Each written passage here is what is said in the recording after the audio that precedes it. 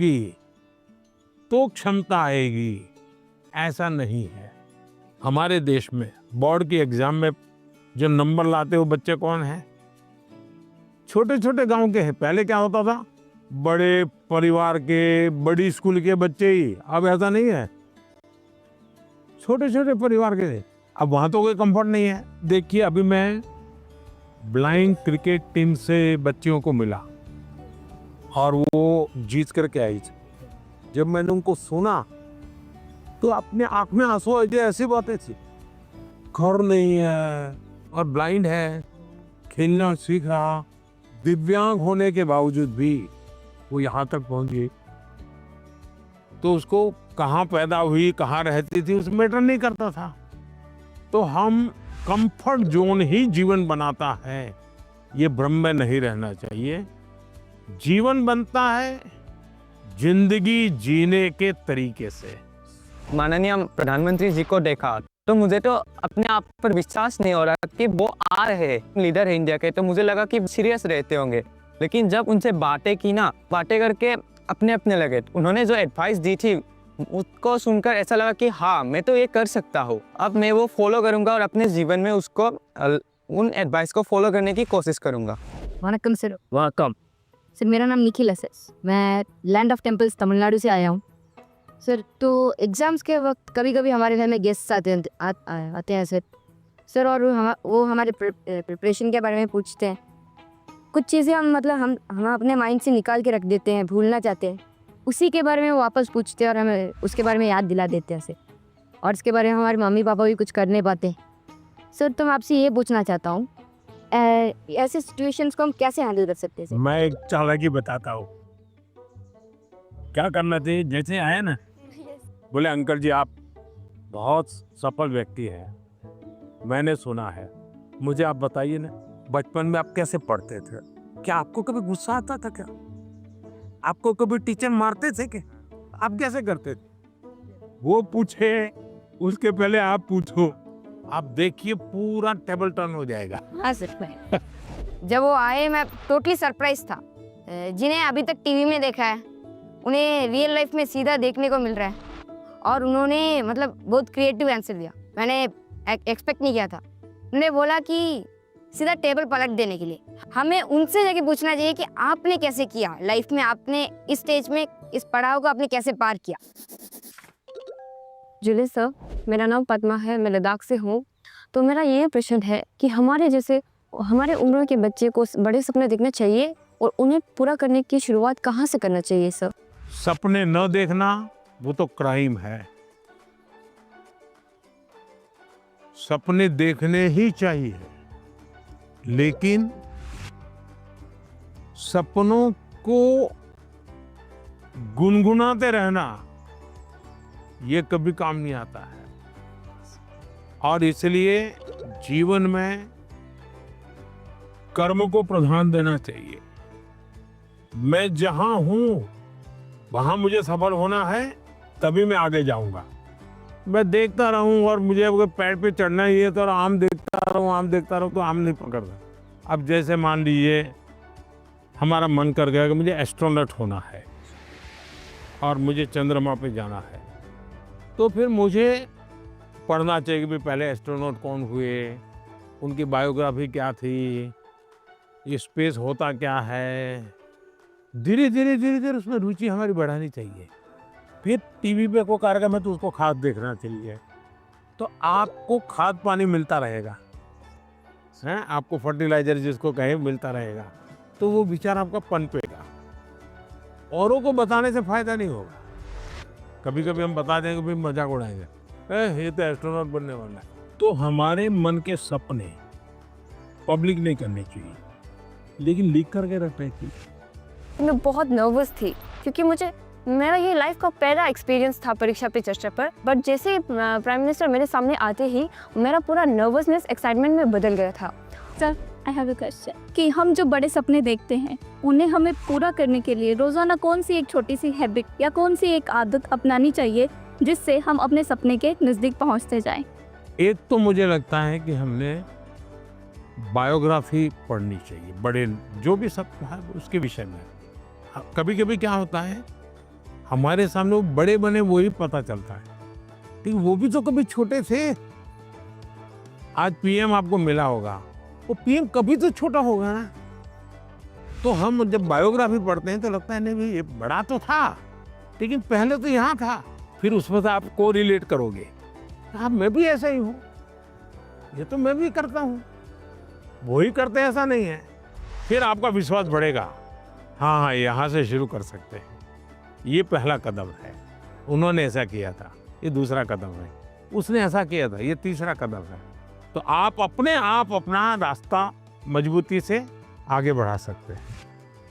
उनकी एडवाइस सुन के मुझे ऐसा लगा कि जो मेरा आइडियल है मैं उसके देखूं और उसकी मतलब पूरी जानकारी निकालूं और देखूं कि वो किस बैकग्राउंड से बिलोंग करते थे, उनके सामने क्या परेशानियां थी, उन्होंने क्या क्या फेस किया। तो उनको जान के मैं क्या एक छोटा सा स्टेप ले सकती हूँ और उस पर काम कर सकती हूँ, और वो जब पहला वाला स्टेप कंप्लीट हो जाए तब हम दूसरे स्टेप पे जा सकते हैं। सर मुझे आपको एक कविता सुनानी है। कविता सुनानी है, सुनाओ।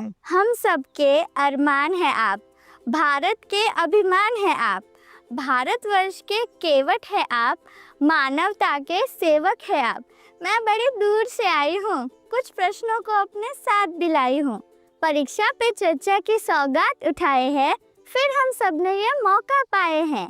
आप ममता की परछाई है, वंचितों के हमराही है, देश को आगे रखते हैं, भारत माँ की जय कहते हैं। तो लो मैं भी ये कहती हूँ, मन की बात रखती हूँ, आप साधना पुरुष और योगी हो, भारत के सपनों के मोदी हो। यह कहकर मैंने वाणी को विराम दिया, वाह वाह से वाह, आपको प्रणाम किया। बढ़िया कविता बनाती हो। जब वो मेरे से मिले, जब मैं पोएम सुना रही थी और जब वो मेरे से बात थे और जैसे जैसे पास आ रहे थे ऐसे लग रहा था अब मेरे को चक्कर आएंगे और अब मैं यही गिर जाऊंगी। ये अच्छा हुआ, आप लोगों ने सब अपनी अपनी बातें लिखी। धन्यवाद सर। आइए,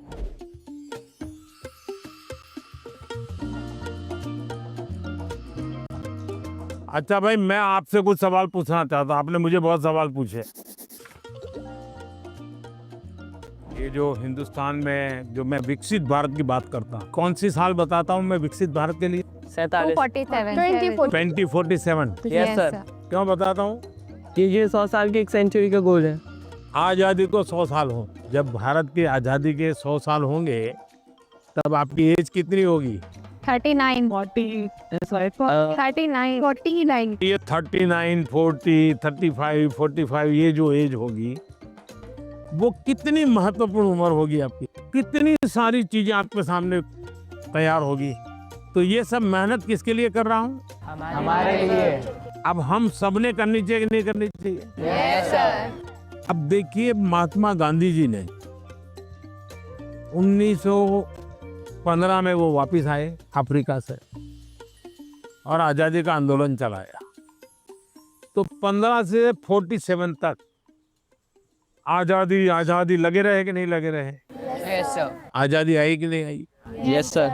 भगत सिंह जी फांसी के तख्त पर चढ़ गए, यस सर। छोटी आयु में चढ़ गए, लेकिन आज़ादी का सपना बो करके गए कि नहीं गए? Yes sir. हर दिलों में हर नौजवान को आज़ादी के लिए जीने के लिए सिखाया कि नहीं सिखाया? Yes sir.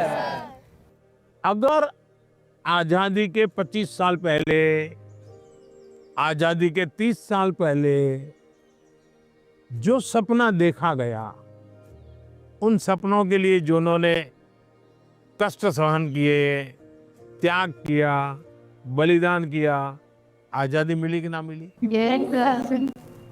अगर इतनी बड़ी आज़ादी मिल सकती है तो क्या हम सबके प्रयत्न से विकसित भारत बन सकता है कि नहीं बन सकता है? Yes sir.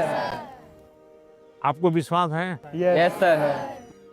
और इसलिए कभी भी भूलना नहीं चाहिए, ये सपना हमेशा आपको भी घर में जाके लिखना चाहिए। विकसित भारत के लिए मुझे ये करना है। अब कौन सी ऐसी 5 चीजें हैं जिसको मैं करूं विकसित भारत के लिए?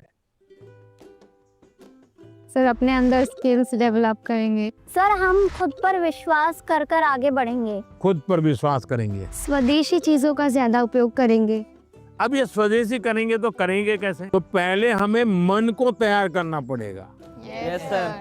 स्वदेशी चीज तो बात की बात है। Yes sir.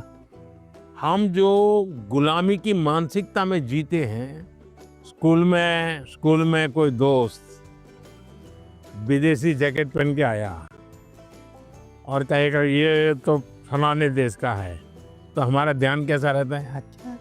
अच्छा होता ही नहीं होता है। Yes sir. सर एक काम आप लोग करेंगे, यस सर। सुबह ब्रश करने से लेकर के दूसरे दिन सुबह ब्रश करने तक हम जिन जिन चीजों का उपयोग करते हैं उसका लिस्ट बनाइए। आपको पता भी नहीं होगा, कंघी भी विदेशी होगी, आपको पता ही नहीं होगा। जूते भी विदेशी होंगे, आपको पता नहीं होगा। एक बार आपको लिख करके देखना चाहिए, चलो भाई इस महीने में ये 10 चीजें पुरानी हो जाएगी, अब नई इंडियन लाएंगे। अगले महीने ये 10 पूरी हो जाएगी, इंडियन लाएंगे। तो एक साल के भीतर भीतर सब विदेशी चीजें निकल जाएगी, इंडियन चीजें घर में आ जाएगी। तो हमें तय करना चाहिए जैसा भी होगा मेरे शरीर पर, मेरे परिवार में, मेरे जीवन में, मेरी कोशिश होगी कि मैं पहले देखूंगा कोई बताओ पहले इंडियन है कि नहीं है, तो करेंगे। बहुत छोटे से ब्रेक ले रुक रहे हैं, जल्द हाजिर होंगे।